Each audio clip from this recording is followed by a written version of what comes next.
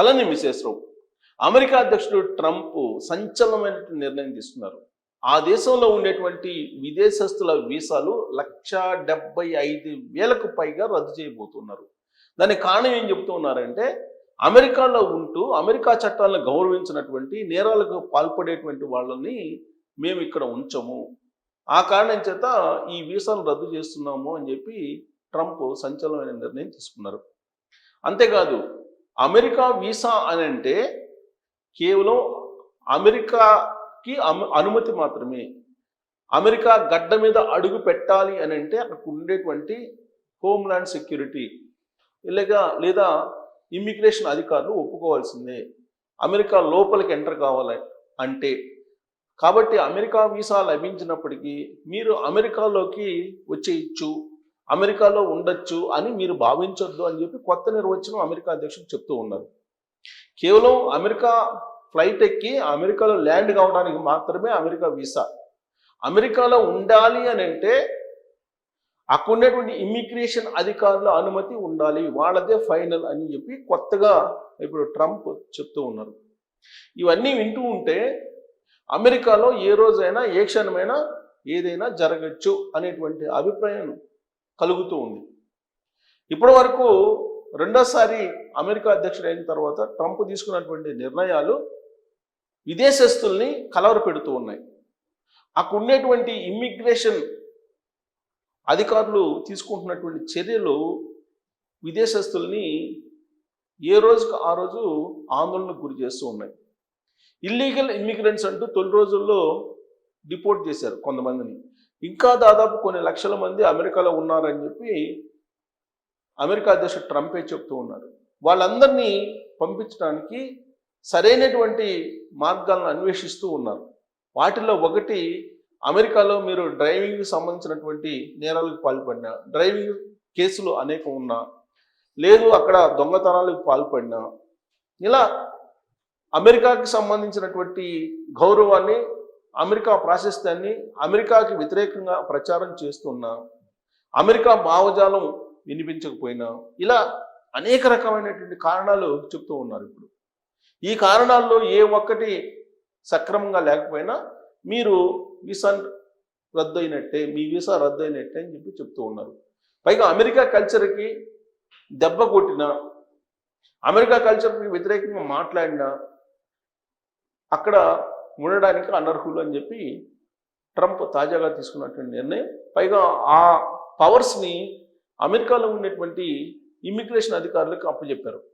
Visa వచ్చినంత మాత్రాన మీరు అమెరికాలో ఉండడానికి కాదు, అమెరికా వీసా ఇవ్వడం అనేది అదొక గౌరవమైనటువంటి సూచిక అని చెప్పి చెబుతున్నారు. కానీ కేవలం దాన్ని సూచికగానే చూడాలి తప్పితే మీరు అమెరికాలో ఉండడానికి కాదు అనేటువంటి భావన కలిగి ఉండాలి అని ప్రపంచంలో ఉన్నటువంటి జనాలకి చెప్తూ ఉన్నారు అమెరికా అధ్యక్షుడు ట్రంప్. పైగా ఇప్పుడు కొన్ని రిస్ట్రిక్షన్స్ కూడా తీసుకొచ్చారు. కొత్త చట్టాలు, కొత్త నిబంధనలను తీసుకొస్తున్నారు. అమెరికాలో ఉంటూ H-1B వీసాదారు ఉద్యోగం కోల్పోయిన వెంటనే ఇమీడియట్గా మీరు స్వదేశానికి వెళ్ళిపోండి. గ్రేస్ పీరియడ్ 60 days ఏదైతే ఉందో ఆ గ్రేస్ పీరియడ్ని కూడా తొలగించేదానికి ఆలోచిస్తున్నాము అనేది ట్రంప్ చెప్తూ ఉన్నారు. రీసెంట్గా ఓపీటీలో ఉన్నటువంటి వాళ్ళని కూడా కొన్ని రిస్ట్రిక్షన్స్ పెట్టారు.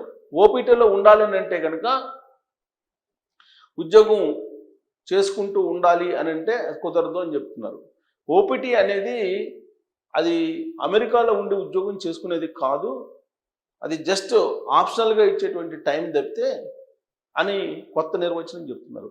సో కాబట్టి స్టూడెంట్స్ అక్కడికి వెళ్ళడానికి లేదు. అందుకే ఈ మధ్యకాలంలో శంషాబాద్ ఎయిర్పోర్ట్లో వీడియోస్ తీసి పెట్టారు.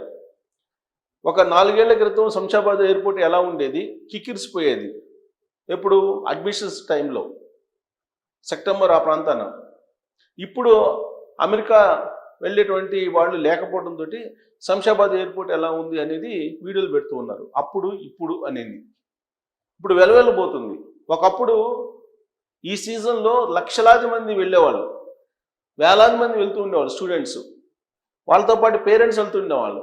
కానీ ఇవాళ అడావుడి లేదు శంషాబాద్ ఎయిర్పోర్ట్లో అనేటువంటి విషయాన్ని వీడియోల రూపంలో చాలా విజువల్గా చూపిస్తూ ఉన్నారు సోషల్ మీడియాలో.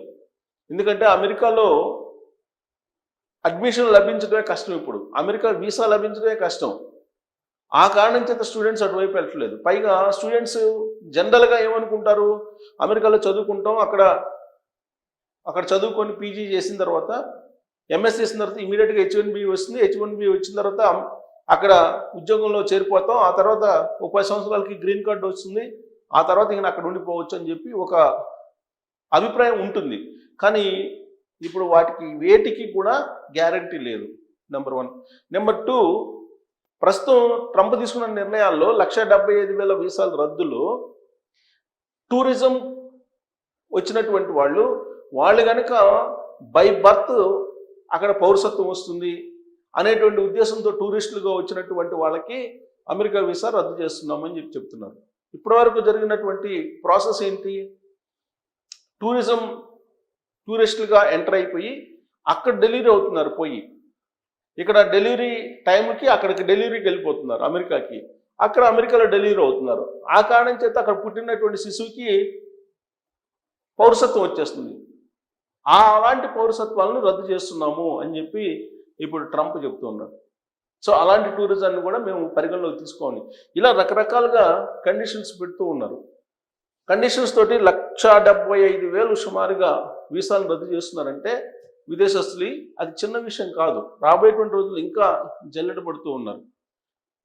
టాప్ మోస్ట్ ఎవరైతే ఉన్నారో నాలెడ్జిగా ఉండేవాళ్ళు వాళ్ళకి మాత్రం అవకాశం ఉంటుంది తప్పితే అమెరికాలో ఉండేటువంటి వాళ్ళకి చిన్న చిన్న ఉద్యోగాలు దెబ్బ కొట్టేటువంటి వాళ్ళకి ఛాన్స్ లేదు అన్నట్టుగా అమెరికా కొన్ని నిబంధనల్ని తీసుకొస్తుంది. అందులో ట్రంప్ ముందున్నాడు. ట్రంప్ ఇప్పుడు అనేక నిబంధనలు తీసుకొస్తున్నారు. వీటితో పాటు గ్రీన్ కార్డు ఉన్నంత మాత్రాన అమెరికాలో శాశ్వతంగా నివాసం హోల్డర్స్ కాదు. అమెరికా పౌరులు ఎవరైతే ఉన్నారో స్వతహాగా అమెరికా ల్యాండ్కి సంబంధించినటువంటి అమెరికాలో నివాసులైనటువంటి వాళ్ళు ఎవరైతే ఉన్నారో వాళ్ళు శాశ్వతంగా ఇక్కడ ఉండిపోవటానికి ఫిక్స్ కావద్దని కూడా చెప్తూ ఉన్నారు. ఒక రెడ్ ఇండియన్స్ తప్ప ఎవరు అమెరికాలో ఉండటానికి లేదన్నట్టుగా చెప్తున్నారు. అదొక్కటే చెప్పలే, మిగతా అన్నీ చెప్తున్నారు. సో కాబట్టి ట్రంప్ తీసుకున్నటువంటి నిర్ణయాల కారణంగా స్టూడెంట్స్ వెళ్ళలేకపోతున్నారు, వాళ్ళ పేరెంట్స్ వెళ్ళలేకపోతున్నారు. అక్కడ ఉండేటువంటి వాళ్ళు శాశ్వతంగా ఉండొచ్చు అనుకొని ప్లాన్ చేసుకుంటారు, వాళ్ళు ఉండలేకపోతున్నారు. అక్కడికి ఎప్పుడు ఎవరిని పంపిస్తారో తెలియదు. ఇప్పుడు సోషల్ వెట్టింగ్ జరుగుతుంది. ఈ సోషల్ వెట్టింగ్లో అమెరికాకి వ్యతిరేకంగా ఎవరైతే మాట్లాడుతూ ఉన్నారో లేదా అమెరికా విధానాలను ఎవరైతే ప్రశ్నిస్తున్నారో వాళ్ళకు కూడా వీసా రద్దు చేసే పరిస్థితి కనిపిస్తుంది. కాబట్టి ఈ 1,75,000 వీసాలు రద్దు చేయడం వరకే పరిమితం అవుతాడా ట్రంప్, లేదంటే రాబోయేటువంటి రోజుల్లో మరింత జల్లెడ పెట్టే అవకాశం ఉందా అని అంటే, ప్రపంచంలో మారుతున్నటువంటి పరిణామాలు, అమెరికా మీద ఆయా దేశాలు వ్యవహరిస్తున్నటువంటి తీరు, వీటన్నిటిని గమనించి ఆయన కొన్ని ఆంక్షలు పెడుతున్నాడు. ఇప్పుడు ఇరాన్తో పాటు కొన్ని దేశాల మీద ఆంక్షలు పెట్టారు. ఆ దేశస్తులు అసలు అమెరికాలోకి ఎంటర్ కాకూడదని చెప్పి. ఇలాంటివి మరిన్ని కఠిన నిర్ణయాలు రాబోయే రోజుల్లో ట్రంప్ తీసుకురాబోతున్నారు. ప్రత్యేకించి భారతీయులు అక్కడ ఎవరైతే స్టెమ్ కోర్సులకి వెళ్ళి ఆడ ఉద్యోగాలు చేసుకుంటున్నారో వాళ్ళలో కొంతవరకు సేవ్ కావచ్చు, కానీ వాళ్ళ మీద డిపెండ్ అయ్యి వెళ్ళి అక్కడ సెటిల్ అయినటువంటి వాళ్ళు ఉన్నారు.